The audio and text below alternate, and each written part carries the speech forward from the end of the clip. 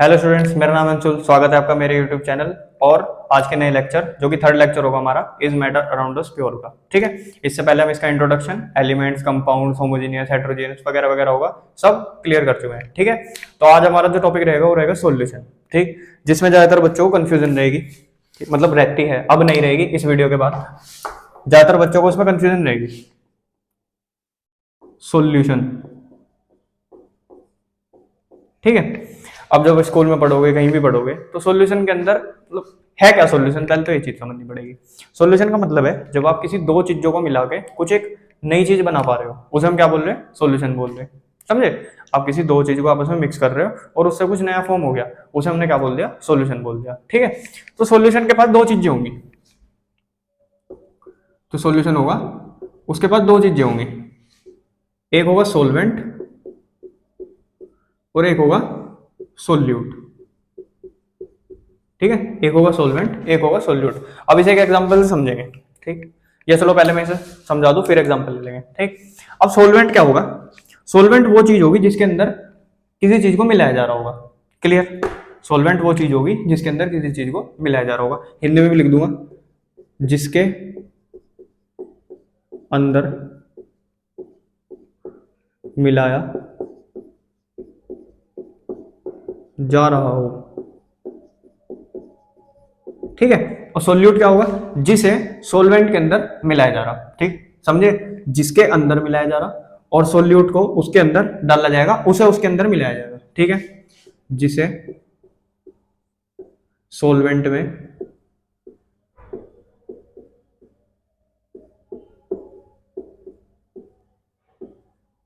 डाला जाएगा।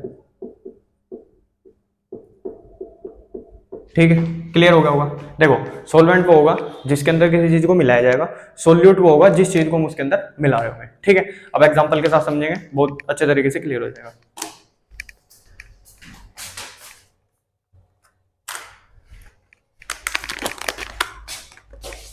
क्लियर? देख रहा? ये देखो, ये हमारे पास एक गिलास में पानी, ये हमारे पास एक गिलास में चीनी। ठीक है, अब जो ज्यादा मात्रा में होगा, जिसके अंदर किसी चीज को मिलाया जा रहा है, जो ज्यादा मात्रा में होगा वो हमेशा क्या रहेगा? सोलवेंट रहेगा। और जिस चीज को उसके अंदर मिलाया जा रहा है उसे हम क्या बोल देंगे? सोल्यूट बोल देंगे। तो यहाँ पे कम मात्रा में कौन है? चीनी, तो चीनी क्या होगी? सोल्यूट होगी। ज्यादा मात्रा में कौन है? पानी, जिसके अंदर उस चीज को मिलाया जा रहा है उसे हम क्या बोल देंगे? सोलवेंट। सोल्यूट, सोलवेंट, इसे इसके अंदर हमने डाल दिया। ठीक, अब हम इसे घोलना शुरू करेंगे। तो घोलने के बाद क्या होगा? ये चीनी इसमें पूरी तरीके से मिक्स हो जाएगी, इसके अंदर गायब हो जाएगी, तो इसका क्या बन गया? अब एक सॉल्यूशन बन गया। क्लियर हुआ? जिसके अंदर डाला जा रहा वो है सोलवेंट, जिसे हम उसके अंदर डाल रहे हैं यानी जो कम मात्रा में है उसे हमने क्या बोल दिया? सोल्यूट बोल दिया। ठीक है, होप करता हूं आपको ये क्लियर हुआ होगा।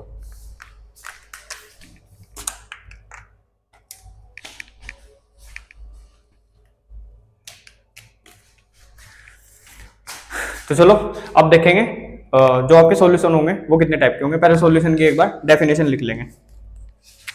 डेफिनेशन लिख लेंगे। Definition, solution is a mixture of two substances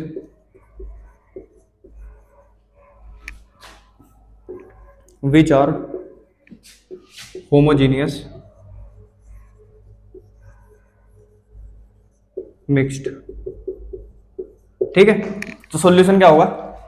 जो दो सब्सटेंसेस होंगे, सोल्यूट और सोलवेंट, यानी उसके अंदर जो हमने दो सब्सटेंसेस डाले वो आपस में इस तरीके से मिक्स हो गए कि उसके अंदर हमें सोलवेंट और सोल्यूट का पता नहीं लग पा रहा। ठीक है, या तो हम उसे टेस्ट से पहचान पाएंगे या फिर हम कुछ और एक्सपेरिमेंट परफॉर्म करेंगे जिसकी वजह से हम उसे पहचान पाएंगे। ठीक है,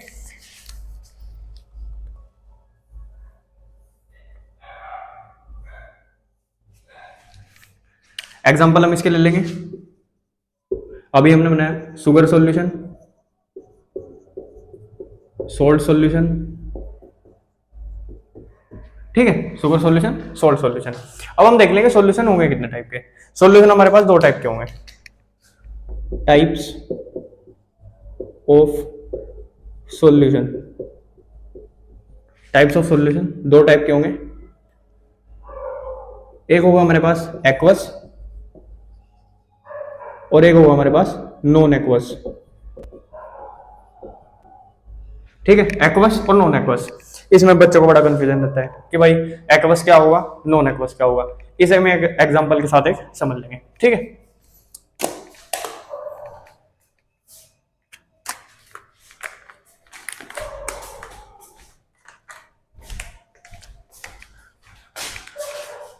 देखो यहाँ पे मेरे पास 3 गिलास है, ठीक। एक के अंदर पानी है, एक के अंदर चीनी है, और इसे गैस करो, मिट्टी का तेल ही लगेगा, लेकिन ये है सैनिटाइजर, ठीक है। इसके अंदर मैंने सैनिटाइजर रखा। अब एक बात का ध्यान रखना, इसे एक साइड रख देंगे। जब मैं सोलवेंट पानी लूंगा, ध्यान रखना, जब मैं सोलवेंट पानी लूंगा, सोल्यूट चाहे कुछ भी हो, उससे कुछ फर्क नहीं पड़ता। जब मैं सोलवेंट पानी ले रहा और सोल्यूट हमारे पास कुछ भी है, उसे हम उसके अंदर डाल रहे हैं, तो ये हो गया हमारे पास एक्वस सोल्यूशन।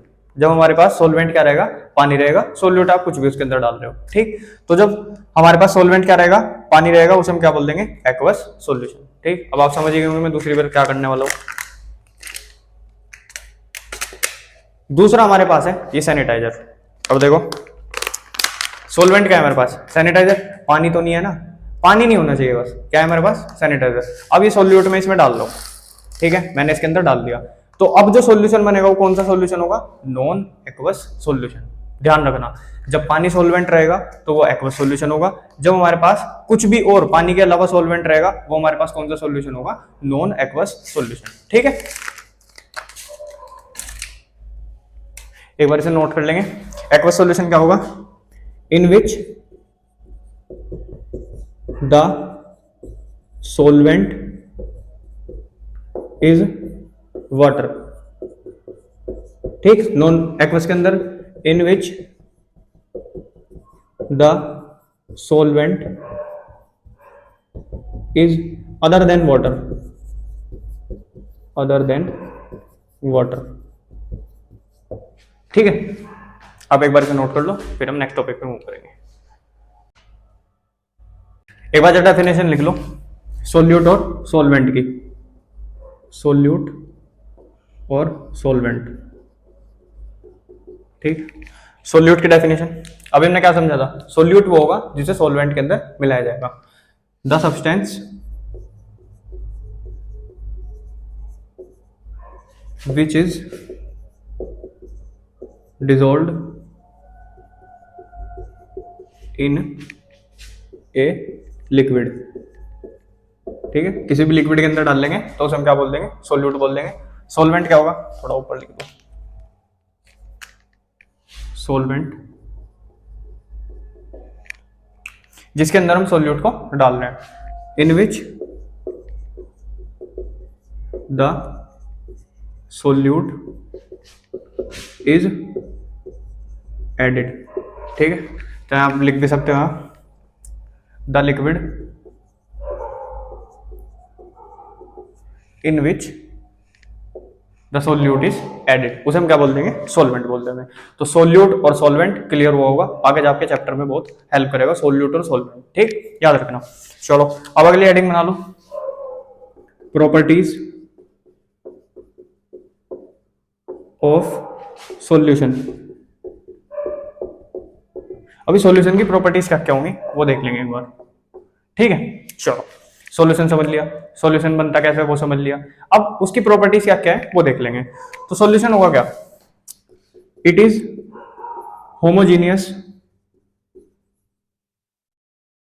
इन नेचर, ठीक है। होमोजीनियस कल बताया था, बाकी अगर आपको बिल्कुल डिटेल में होमोजीनियस समझना है तो इससे पिछले वाली वीडियो आप देख सकते हो। होमोजीनियस का मतलब क्या है, जिसके अंदर जो डिसॉल्व्ड पार्टिकल्स होंगे आपस में दोनों इस तरीके से मिक्स हो जाएंगे कि हम उन्हें देख नहीं पाएंगे कि कौन सा है, कौन सा है, बिल्कुल पहचान नहीं पाएंगे, ठीक है। यानी वो बिल्कुल इवनली डिस्ट्रीब्यूट हो जाएंगे पूरे सॉल्यूशन के अंदर, जिस तरीके से हमें वो बिल्कुल भी दिख नहीं पाएंगे सॉल्यूशन के अंदर, ठीक है। तो वो होगा हमारे पास होमोजीनियस नेचर। दूसरा, the particle size is very small, particle size बहुत छोटा होगा, कितना होगा, इज अबाउट 1 नैनोमीटर, 1 नैनोमीटर, और लिख लेना 1 nanometre is equal to 10⁻⁹ metre, याद रख लेना। तीसरा, अच्छा पहले से समझा दूं, पार्टिकल का साइज इतना छोटा होगा, कितना, 1 नैनोमीटर के बराबर। 1 नैनोमीटर मतलब 10⁻⁹ मीटर। अभी साइज इतना छोटा होगा, नेक्ड आई से तो दिखने का नहीं। कहने का मतलब अगर आप देखने की कोशिश करोगे, चीनी को पानी में घोल दिया आपने बिल्कुल, और आप उसमें देखने की कोशिश कर रहे कि भाई चीनी कहाँ गई, पूरी घुलनी चाहिए, शर्त ये है कि उसमें चीनी कहाँ गई, आपको चीनी दिख ही नहीं रही उसमें, तो इसका मतलब उसका जो साइज है वो लगभग इतना चला गया या इससे छोटा हो गया, ठीक है। और माइक्रोस्कोप से भी आप ट्रू सॉल्यूशन, यानी जो आपको सॉल्यूशन होगा जो होमोजीनियस होगा नेचर में, उसके पार्टिकल साइज को आप देख नहीं सकते माइक्रोस्कोप के साथ भी, ठीक है, क्योंकि उसका साइज इतना छोटा हो जाएगा, ठीक। तो अगला पॉइंट हमारा यही है, even we can not see particle. अच्छा, पार्टिकल कौन से पार्टिकल की बात हो रही है, सोल्यूट पार्टिकल की, सोल्यूट, ठीक है। Even we can not see solute particle with microscope, ठीक है। जो सोल्यूट के पार्टिकल्स होंगे, जैसे चीनी हमने पानी में घोल ली तो चीनी बिल्कुल ही दिखनी बंद हो जाएगी, चाहे माइक्रोस्कोप के साथ देख लो वो तब भी नहीं दिखेगी, ठीक है। नेक्स्ट पॉइंट है, the particles of solution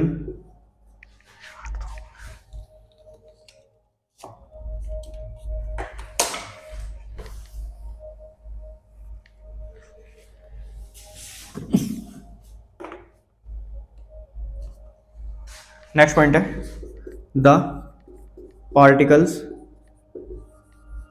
of solution pass through the, can भी लिख लेना, particles of solution can pass through the filter paper, filter paper. अगर आप कभी लैब में गए हो तो आपने फिल्टर पेपर देखा होगा, या फिर आपके स्कूल में लैब्स में ले जाएंगे तो जरूर देखना, व्हाइट कलर का पेपर होगा एक। अगर हमारे पास एक बीकर है तो उसे इस तरीके से कोन की शेप में उसके अंदर फिट कर दिया जाएगा, ऐसे कोन की शेप में उसे फिट कर देंगे फोल्ड करके, ठीक है, उसके अंदर ऐसे फोल्ड होंगे, और उसमें बहुत छोटे छोटे छोटे छोटे छोटे छोटे छेद बने हुए होंगे, इतने छोटे कि छोटे से छोटे पार्टिकल भी उसमें से पास नहीं हो सकते फिल्टर पेपर में से। लेकिन इनका साइज इतना छोटा हो जाएगा सोल्यूट के पार्टिकल्स का कि वो इस फिल्टर पेपर के जो पोर्स हैं, जो छेद हैं, उनके अंदर से भी पास कर जाएंगे। इसकी एक और प्रॉपर्टी है सॉल्यूशन की, ठीक है। नेक्स्ट हमारे पास है क्या बोलेंगे, ट्रू सॉल्यूशन, या पहले सॉल्यूशन और वेरी स्टेबल। जो आपके सॉल्यूशन होंगे वो ज्यादातर क्या रहेंगे, स्टेबल रहेंगे। अब कई तरह के सॉल्यूशन होंगे, आगे जब हम टाइप्स ऑफ सॉल्यूशन पढ़ेंगे तो उसमें हमें समझ में आ जाएगा कि जो सॉल्यूशन होंगे वो मतलब 90%, मतलब जो हम कह सकते हैं ज्यादातर सॉल्यूशन स्टेबल होंगे, लेकिन कुछ ऐसे सॉल्यूशन होते हैं जो स्टेबल नहीं होते, ठीक है, वो वहां पढ़ लेंगे। जनरली हम बात करेंगे कि सॉल्यूशन क्या होंगे हमारे, स्टेबल होंगे, ठीक। नेक्स्ट है true solution, true solution do not scatter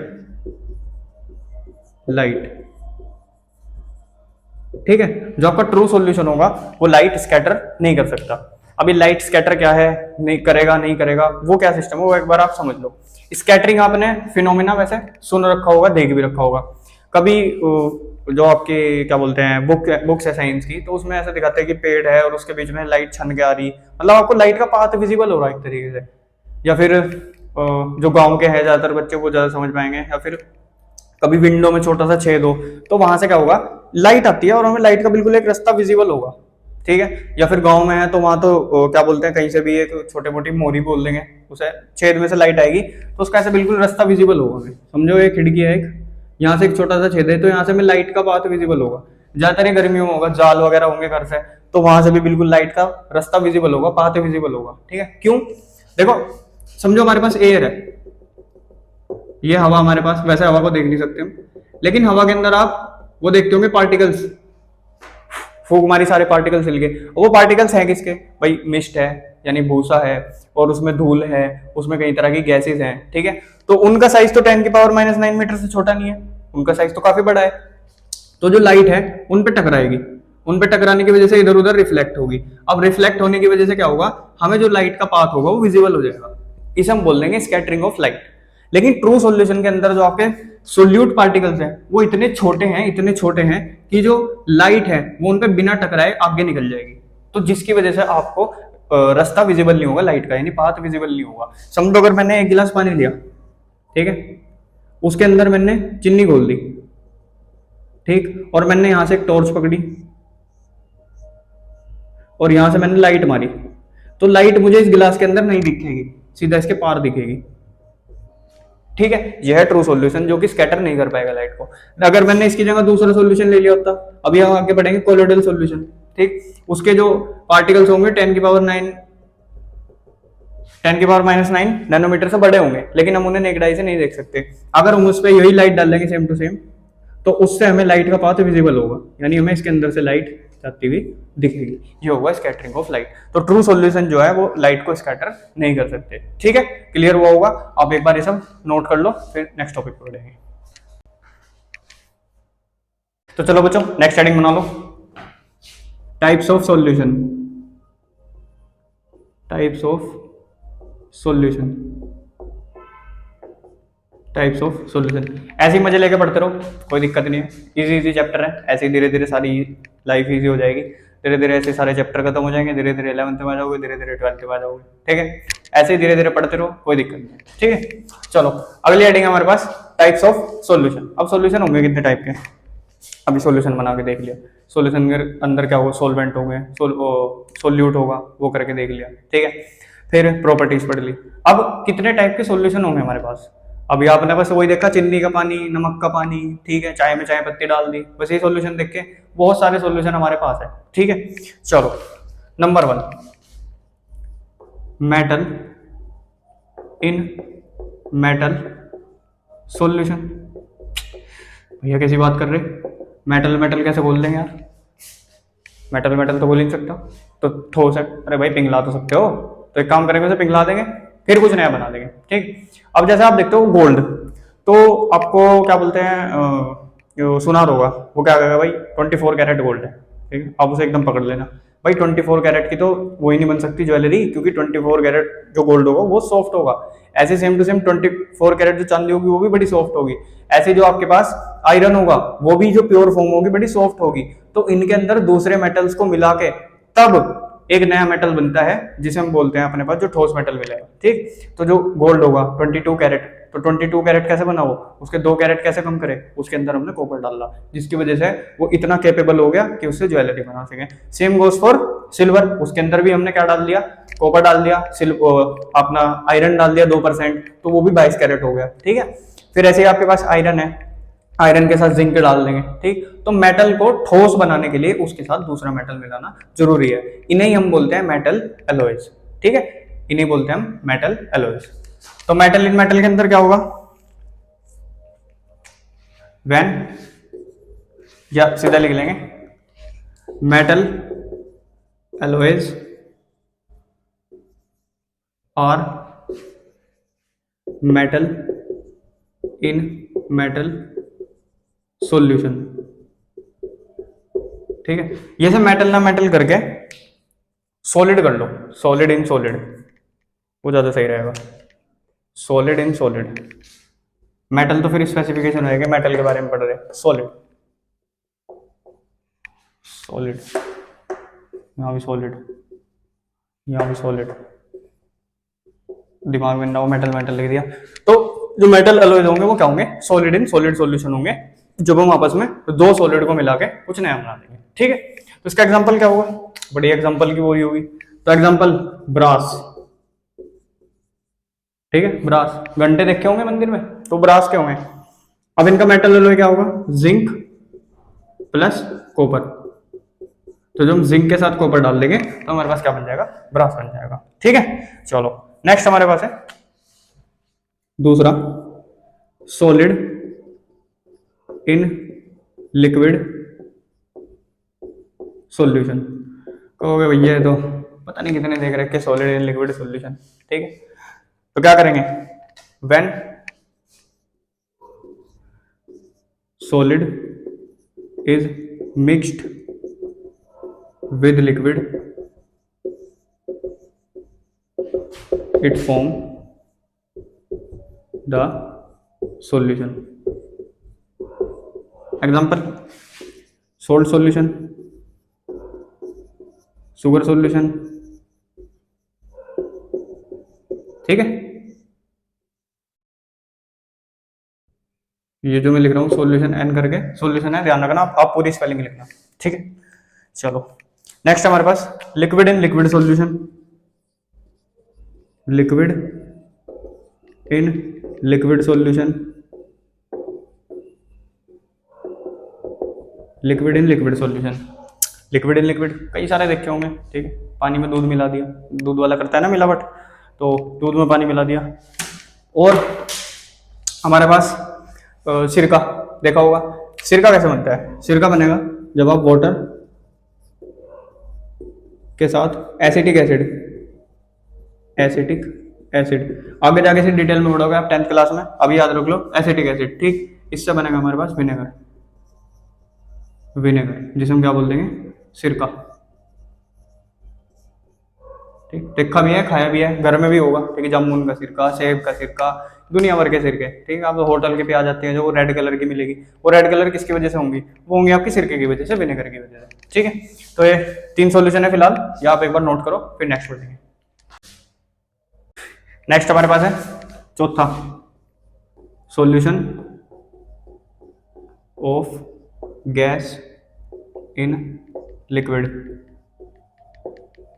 ठीक है, गैस और लिक्विड, ये तो नहीं देखा कहीं। अरे भाई देखा भी है, यूज भी करा है, पिया भी है यहाँ तक। सॉफ्ट ड्रिंक देखी, कोल्ड ड्रिंक, वो बढ़िया सी एक बोतल होगी कुछ ऐसी, वो ये ऐसी, यहाँ से ज़्यादा गोल होगी, ऐसी कुछ कांच की, 10-12 रुपए की आएगी, लाइन लाइन बनी हुई, बड़ा बड़ा लिखा हुआ उस पर कोका कोला। ठीक है, और उस पर एक ढक्कन लगा हुआ कुछ ऐसा ऐसा, और उसे मुंह से या फिर उसकी चाबी से खोल दिया। अब जैसे ही उसे खोल लोगे तो उसके अंदर से आवाज आएगी और यहाँ बन जाएंगे बबल, ये बबल झाग आने लगेंगे, और उसे ज़्यादा हिला दोगे तो ज़्यादा झाग आने लग जाएंगे ऊपर। तो वो झाग किस चीज़ के? वो है कार्बन डाइऑक्साइड, CO2। पिछले लेक्चर में बताया था, जो आपको वो चिलीनेस देगी, वो चिल्डनेस देगी, जो मजा आएगा मुंह में जाकर कोल्ड ड्रिंक जब पियेंगे, उसी का तो मजा। ठंड गर्म हो जाएगी फिर क्या पियोगे? फिर तो वो चीनी का पानी, बस और कुछ नहीं। और बाकी जो इसके अंदर वो कोल्ड ड्रिंक है वो है क्या? वाटर और प्लस शुगर, और बाकी जो आप कलर वलर डालने हो तो डाले जाएंगे। ठीक है, सोडा पिया होगा, सोडा पानी और शुगर है, और उसके अंदर क्या डाल दिया? कार्बन डाइऑक्साइड डाल दी, वो बन गया सोडा। तो हम इसमें क्या लिख सकते हैं? सॉफ्ट ड्रिंक्स, सॉफ्ट ड्रिंक्स और soda are example of solid solution of gas in liquid. ठीक है, चलो लास्ट है हमारे पास solution of gas in gases. ठीक है, चलो गैस और गैसेस का सॉल्यूशन, सांस भरो, छोड़ो, आसपास जितनी एयर है क्या? गैस और गैसेस का सॉल्यूशन ही तो है। तो air is a mixture of different gases. ठीक है, तो ये एग्जांपल हो गया आपका गैसेस इन गैसेस का। ठीक, अब ये 5 हमारे पास कुछ सॉल्यूशन है। अभी कुछ बच्चों के दिमाग में आ रहा होगा कि भैया किस किस का हो गया? सॉलिड और सॉलिड का हो गया। ठीक है, सॉलिड और लिक्विड का हो गया, लिक्विड और लिक्विड का हो गया, और हमारे पास किसका हो गया? गैस और लिक्विड का हो गया, और हमारे पास गैस और गैस का हो गया। सॉलिड और गैस का क्यों नहीं हुआ? ठीक है, सॉलिड और गैस का क्यों नहीं हुआ? सॉलिड और गैस आप खुद सोचो कैसे मिक्स हो जाएंगे, बताओ? नहीं हो सकते, प्रैक्टिकली पॉसिबल नहीं है। तो इसी वजह से सॉलिड और गैस का कोई सॉल्यूशन नहीं बनता। ठीक, एक बार आप इसका स्क्रीनशॉट लो या नोट करो।